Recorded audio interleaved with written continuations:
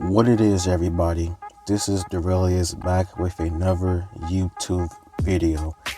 And today's YouTube video is going to be a story time, and it's going to be called My Crazy Ass Art Teacher. And this story takes place around 2012, and this teacher, he was crazy in a way and too strict in a way as well. I'll explain it throughout this story and everything, so let's just get straight to it. So this story takes place back around 2012 from January to June. And what happens in each semester when I was in middle school would be like you would get brand new schedules. Sometimes the classes that you had before, you would still have those classes, but they would be switched to different hours. Or you would get brand new classes altogether. For my schedule, I remember that I think I had all the same classes except for one. And they was all switched up in like different hours, and I wasn't too happy about it because I didn't have none of my friends except for one in some of those classes. But sometimes life ain't fair, but it wasn't that serious. So anyways, my new classroom was art, and I liked art a lot. And the teacher that was teaching the class, his name was Mr. Miller. Now, Mr. Miller was a former firefighter, if I remember correctly, and he didn't take no drama, he didn't take no BS and everything, and that's what I liked about him.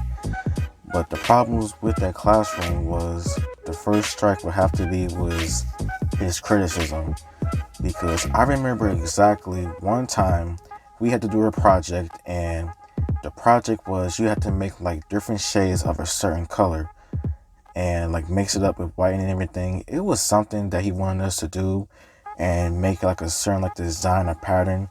So everyone did that. I remember one time exactly, he had exposed someone's artwork, talking about how it was garbage and everything, how they messed up and then this and that. Like it was bad and everything.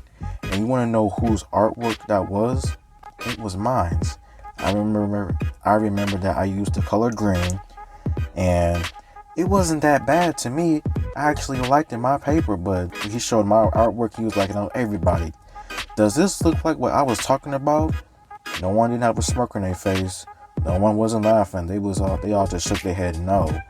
And I could imagine that some of them was saying in their minds like, wow, man, like you didn't have to do all that. Like, jeez. And I remember just going through my mind. I was like, oh my God, man, like what the hell? Like, what is you on? And I remember that after that, I just asked him for another paper, and I just did it again, but this time blue, and he didn't say nothing else by then. Another problem that I had in the classroom was the people that was in the class. It was consisted of some 6th, some 7th, and a lot of 8th graders. And the 8th graders, they didn't like me. They didn't like all the other kids and everything. They thought they was the stuff because they was the higher ups. And I don't know why. Some 7th graders, they didn't like me too. And I remember the names of some 7th graders. I'm not going to say them just because they're irrelevant at that point. They're not doing jack with their life, so why would I give them clout? So yeah. And looking back, I wish I would have fought some of them because they just had a real disrespectful attitude towards me. And if I could, I would have split their wigs. But the problem was I didn't want to get suspended. And my mama don't play about getting suspended. My dad for sure didn't play about getting suspended. But anyways, I was not trying to get suspended, but later on down the line, I eventually got suspended because of Rap Brand. And if I make another video on her, you're going to see what happened, and that might be a movie-length story time. So another strike of this teacher, Mr. Miller, was that he was one of those teachers that was like, the bell does not dismiss you, I dismiss you. And that sucked a lot for me because I rode the bus home a lot in 6th grade. And if you missed that bus by like a couple of seconds, you were screwed. Like, they wasn't going to let you on.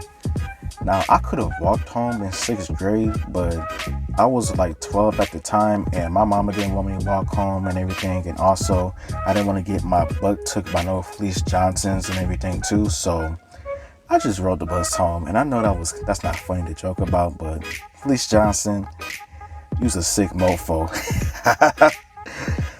So yeah. And also, Mr. Miller was the kind of person that would throw things when he was mad. He would break things too, because there was a couple of times whenever he wasn't happy with the classroom, he would be mad and like throw stuff, and he would have like a squeaky voice, like, "Now I done told y'all to do this and everything, and y'all still not listening. And since y'all not listening, y'all not leaving this classroom." And I remember thinking in my mind, like, man, what is he on? Like, I was kind of scared too. Like, Mr. Miller, he wasn't that big. Like he could get knocked out with one punch. That's just my opinion. So I remember another day when in 6th grade that I don't know why I did this, but a friend had asked me like to hold on to something for him, and that was a knife because he couldn't get caught with it. And like an idiot, I said, all right. And I remember telling somebody that I had some, and I think I showed him too, and they ended up snitching on me just like that.